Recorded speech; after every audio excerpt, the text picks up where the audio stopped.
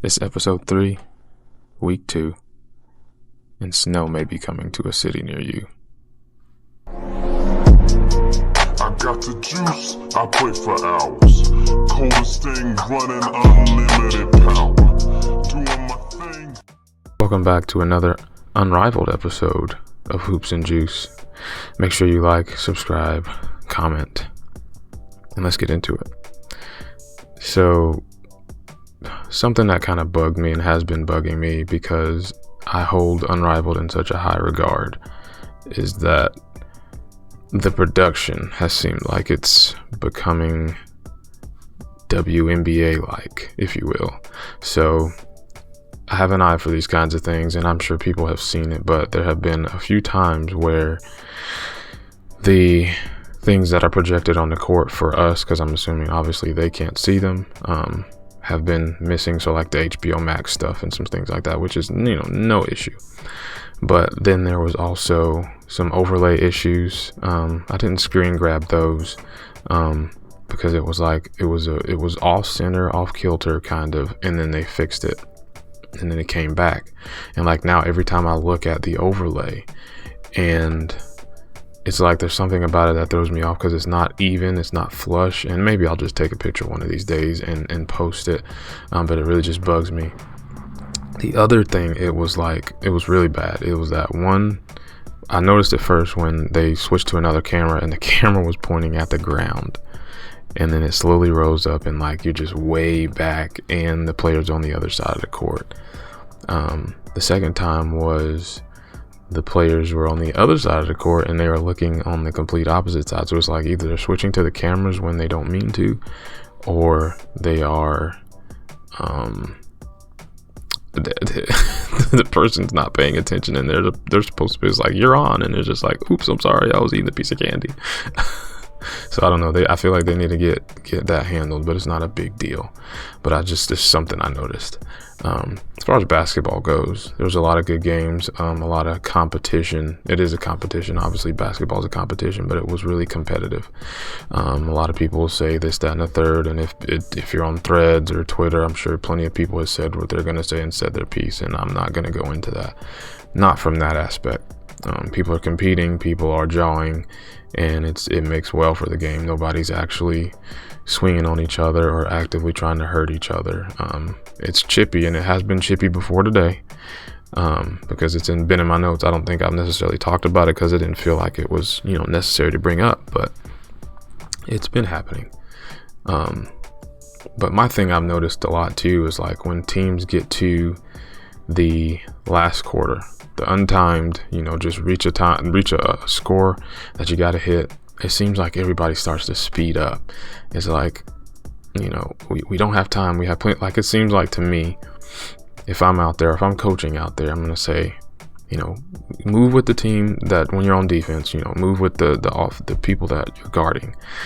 If they're going fast, you go fast, whatever, guard. But when you get the ball, like, unless you have a fast break or you have an advantage, I say still get the best shot you can, because 9 times out of 10, you're just getting up a random shot, and it looks way different than the beginning 3 quarters, where people can have the tendency to be methodical and kind of run a set a little bit and things like that and get into their things. But it seems like once you get to the 4th, it's like run and gun 7 seconds or less on steroids, and it's just like, we gotta score, we gotta finish, we gotta get out of here, instead of just taking your time. Now if you're down 10-15 points, then okay, but like when you're up 5, 6, 7, 8 points and you gotta get to another 10 points, I just feel like you already have a lead. Why not walk them down?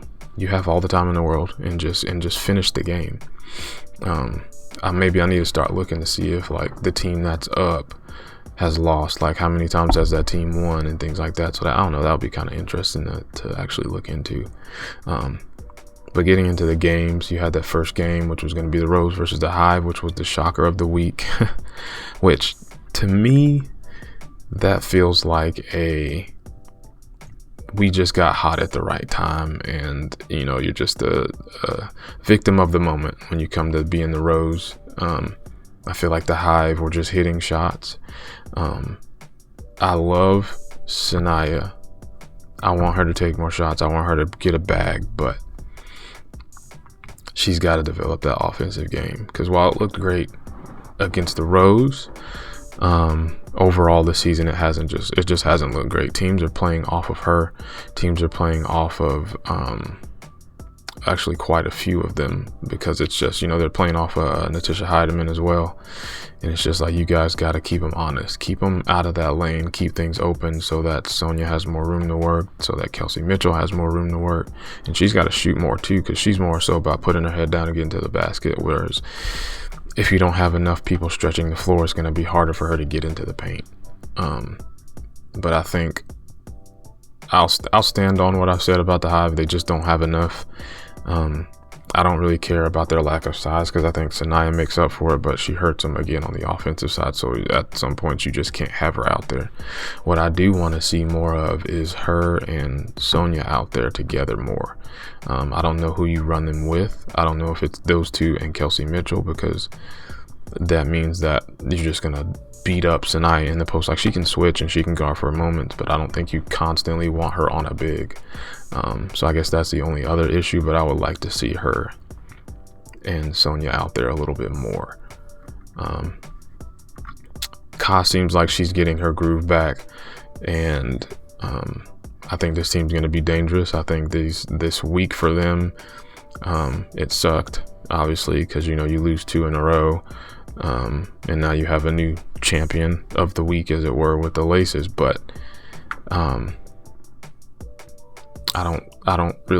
not worried about them. I don't think anybody is. Everybody wins, everybody loses. Nobody was going to go undefeated. There's too many good teams or too many good people here for that. It's like the any given Sunday thing, where somebody's going to win at some point. These are all professionals at the end of the day. No amateurs, no people in high school, nothing like that. These are all professional WNBA players. So you have to expect that people are going to lose. So it is what it is. But Chelsea Gray is the greatest unrivaled player ever. It seems like now, like, she is just on a tear. She has been on a tear. She's been tearing. It's just Chelsea Gray for MVP. That's all I got to say about that. Then you had the Laces versus the Phantom. That one was a bit chippy as well. And here's my thing. It still stings from when I watched the playoffs last year.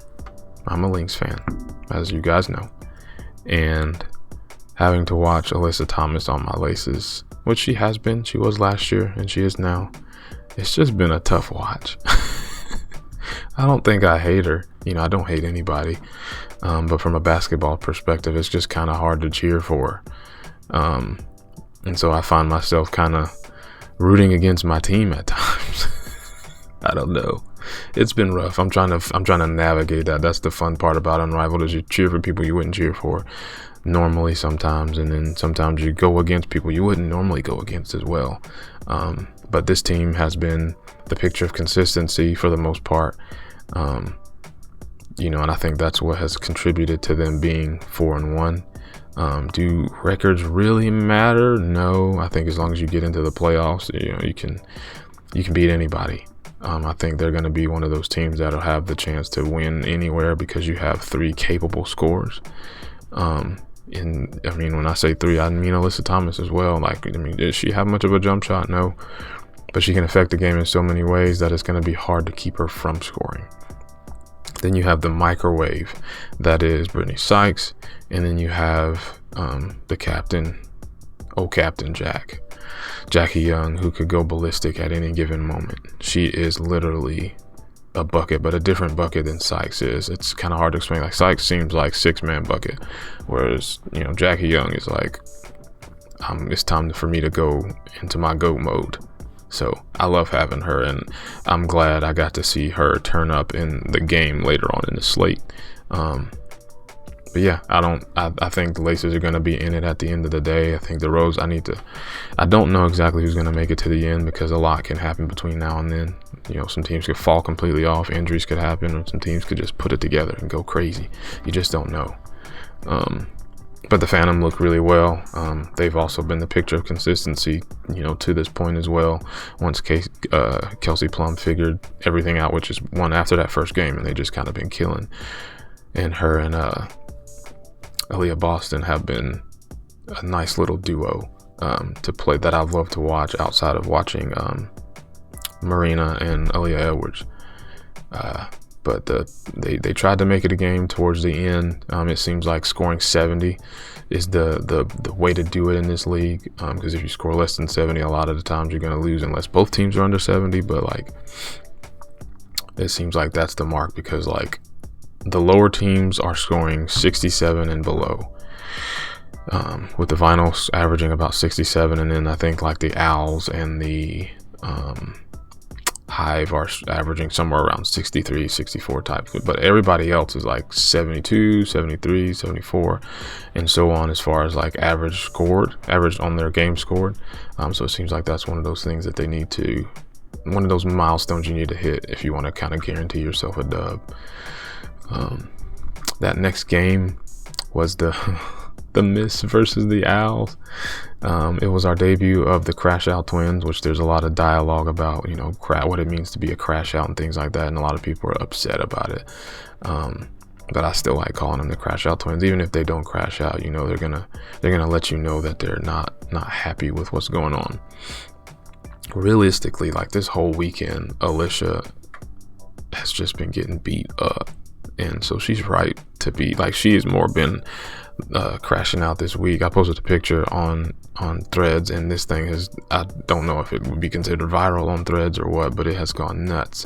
Everybody's commenting on it, liking it, and viewing it, and it's just been crazy. It's actually one of my best posts, and it's just her, Alana Smith, and Arike surrounding a ref, airing their grievances, and I put it on the screen, and it's hilarious, because it's just like they've had enough. Like, Alana she dang near fouled out. She had like picked up 4 fouls within a minute or 2 minutes, and it was a bad time for them. So I know they were probably ready to get out of the week. And the fact that they got out at least with a dub, they lost 1-1-1, and they're number 2 in my power rankings, because they pretty much stayed even and didn't lose to a bad team. They lost to a good team, won against a bad team, so you kind of stay even for me. And like I said, I just know they were ready to get out of there, because they were just pissed off. The Breeze versus the Vinyl was the classic. What it felt like to me was a classic, the kids versus the grown-ups. It felt like the size bothered our very skinny Dominique Malonga and Cam Brink, and De'Erica and Brittany. It was hard for them. Like, they seem like they have dealt with a lot of other people really well, but like just this matchup seemed it was obvious that they were struggling against those two. Like Griner, for instance, usually gets played off the floor because of the speed and things and stuff that needs to happen. But like with this one, she was out there a lot, and let's not, she scored 20 or something like that, but she made her presence felt. Like they needed her buckets. And so it just felt like the experience was just too much for them, and it feels like they kind of hit a wall as well. It really has. I can really start to see, like a lot of people are talking about Dominique's inexperience, and you can see it. And that's what I mean. You want people to come here and get better and grow and play against their peers and things like that. So it's what's happening, but you can really see how much she needs some more training under her belt, needs to work with some more people, needs to continue to go after these guys and play and grow and learn from these experiences, because it was looking rough. Next we had the Hive versus Phantom, which, I mean, you kind of could guess how this was going to go. They were riding their wave, coming away from the win where they beat the Rose, the Hive, Buzz and all that. And then they got taken to town by the Phantom. Didn't feel like Ezzy could guard Leah Boston at all, which there's trolls on Threads and stuff like that, but I put out there that I believe that Leah Boston is on a similar path to Nafisa Collier in that, she's touching all of the statistics that she did last year when she won MVP.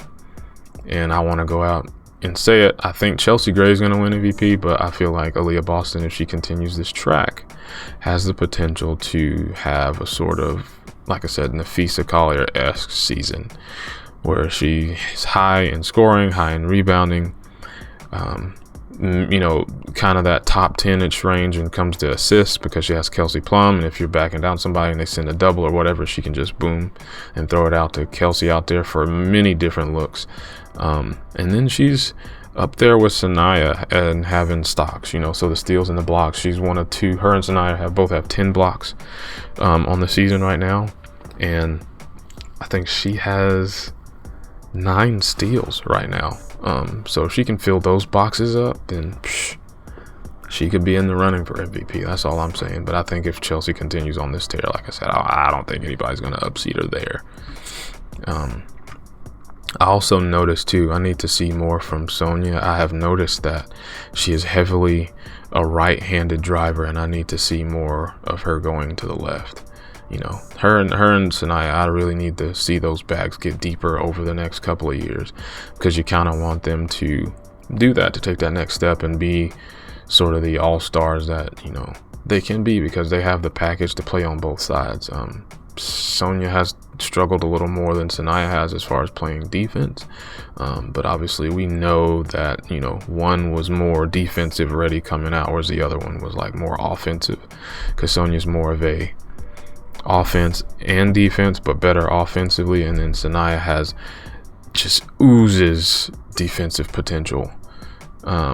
Whereas I don't know where she could take her offense. It's there. She has the athleticism to get by people, get above people. But I just don't know where you direct her offense. It's definitely not in the post. So I would imagine that maybe if she could develop, somewhat of a serviceable 3-point shot, and then sort of work on some dribble drive moves and being able to stop and take people off the dribble to hit like those mid-range games. So it's something along those lines. Everybody's going to the 3, I know, but like I would love to see her at a mid-range game as opposed to post, because I don't think she's that type of player, and I just don't think she's going to be sitting out there on the outside shooting like Marina. So it'll be interesting to see her growth from that point. The Rose versus the Laces was another good game as well. Like I said, the Rose took 2 losses this week, and this one wasn't meeting a team that was just hot. This was meeting consistency. My friend was talking about how they love Kalia Copper, and it's like, dang, she comes back and they start losing. It's like, nah, you gotta give the players a chance to get used to playing with their teams and stuff like that. But that is what it kind of looks like. And it's funny, because they got the Hive that came and played out of body, so I don't know what kind of effect that had on them. But it is what it is. You got to learn how to bounce back and get through this stuff, and they did not. Because Captain Jack had 35 off of 13 for 19 from the field and shot 4 for 7 from 3. It was her best game this season, because she had 22, I think, and then before that it was like 17 and like 12, because Brittany's been on a tear as well. But I think in order to continue to win, I don't necessarily think we need 35 from her every game, but I think we're going to need more 20-point games from her. Her and Sykes, I think, are going to be key in us winning. We got a good team in terms of defense and rebounding, and we have Shooty from Maddie. We have defense, Naz Hillman, one of my absolute favorite players, WNBA side, can guard everything, similar to like Sanaya, and she's strong. Like, I've seen players like try to boom back her up, and she's just like, I ain't going nowhere. So I'd really do love my Laces, and we ride or die for these Laces here. Then we had our last 2 games, which was the Breeze versus the Mist and the Owls versus the Vinyl. The Breeze versus the Mist was another one that was kind of not chippy in the sense that the Owls versus the Vinyl was, but it was chippy in the fact that, you got the Breeze coming back, they just got busted up. And they had to come back and get their get back. Because they got beat up by the Vinyl, which you don't want to have a bad loss like that. The Vinyl, I don't know what that team is. I'm still trying to figure them out. They have the build to be one of the better teams. All of these teams have, because they all have great players, but just like the what this team is made of, it feels like they should score more than they do, and they don't. I'll keep saying it as well. Ryan Howard, I feel like she settles for threes too much. When she gets hot, it's cool, but she also has the build to get downhill and to get into players' bodies, get them on her hip, and just blow through them and make it to the cup or pull up for a mid-range shot. Courtney Williams can break anybody down off the dribble with her handle and hit that mid-range. It reminds me of Chris Paul's mid-range, just like Chelsea Gray's does. It's dang near automatic. Brittany Griner's bigger than everybody else, but I just feel like she may just be done. I mean, she can, give you spot stuff, but a lot of times when you run them against certain people, it just doesn't work. But either way, I digress. The Breeze, Dominique was again showing her age and youth, because it was a very specific play where a rebound went up and Veronica Burton, who was like 5'8", sealed her out of a rebound, and she was like, she couldn't get out out of the hold thing there, and she would have got over the back and things like that. And so it's kind of one of those things you want to see her improve from. She's 6'6", like that just can't happen. You got to get that position. I also think that a lot of these bigger players as well have, for some reason, or continue to keep the ball low instead of, when you catch it, keep it above your head and put it back up. Because a lot of times they come down and it's fish food for any of these smaller guards swinging for the ball. So I need to see all the bigs, not just her, use their height to their advantage. But Paige didn't come to lose. She came to destroy and get back and not leave the week with 2 losses like the Rose did. And they did just that. And you could see how Alicia was frustrated because she kept getting switched to Dominique. And I think, like I said, she just absolutely had it. So hopefully she has a better week this week. We love joyful, jovial Alicia, but man, she was going through it. Alana was going through it as well. So it'll be interesting to see what their week looks like this week. And for the main one that's got everybody talking, the Owl versus the Vinyl, where I was watching Marina, and what I put in my notes is that, as an NBA fan first, Marina, the way she cooks reminds me of Luka Doncic, and the way she gets cooked reminds me of Luka Doncic as well. Whereas like little to no defense there at all, but like when it comes to creating space and getting shifty, I mean, that girl is one of the best of them up there. I would love to see her continue to grow her game. Feels like she's in her prime right now, and I just love watching her cook. It's one of my favorite things outside of like watching Kelsey Plum go to work, and like obviously your others like Asia and Nafisa and all your greats in the league in general. But just like Unrivaled, that's the one main thing I love watching is her and Aaliyah Edwards go to work. Like it's like a Shaq and Kobe type deal. It's just that 2-man game is crazy, because like Marina will do her crossovers at the top of the key, and then she will go left or go right, and then Aaliyah comes set the screen and slip it, and then they try to double Marina and it's already going towards the basket, and so it's one of those things that just become their bread and butter. And then somebody said like on Threads, they're like, Becky Allen must have heard y'all, because she's been playing better. She had like 2 blocks. She hit a couple of threes. She hit like a little side step pull. I was just like, go ahead, girl. Like she's glowing up in real time.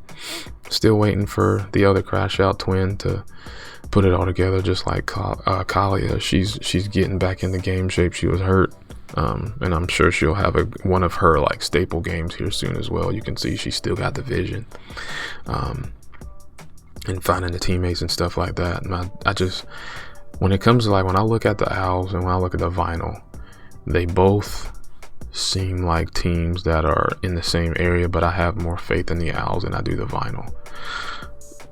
And it's because of what I talked about before, whereas the Vinyl's built so well, or it seems like they have a good team, but it's just not there. Whereas the Owls, I feel like they have more going for them. I don't know. It's weird. It's really weird. But yeah, that was all the games that we watched. That was all my grievances from what we watched.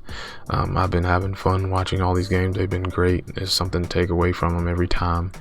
I will say though, while you're here, while you're with me, anybody who's picked up with me during the Unrivaled season, don't think just because the Unrivaled season is over, or whether or not we have a WNBA season, don't think I'm going away, because I'm going to be here for Upshot. I'm going to try to do Athletes Unlimited, but there's no guarantees there. But definitely stick around for Upshot after Unrivaled's done, if Exalt gets off the ground, and obviously when the WNBA season starts. So we're year-round women's basketball here. Like I said before, I'm not really doing the college anymore because it's just a lot to keep up with, especially what I'm doing right now, unless you guys want to pay me and get me to where I can cover it all. But yeah, no, just stick with me, rock with me. Like I said, we're doing more than Unrivaled. We always have been, but for anybody new around here, stick around. We got more for you. But until next time, we'll talk to you guys later. Peace.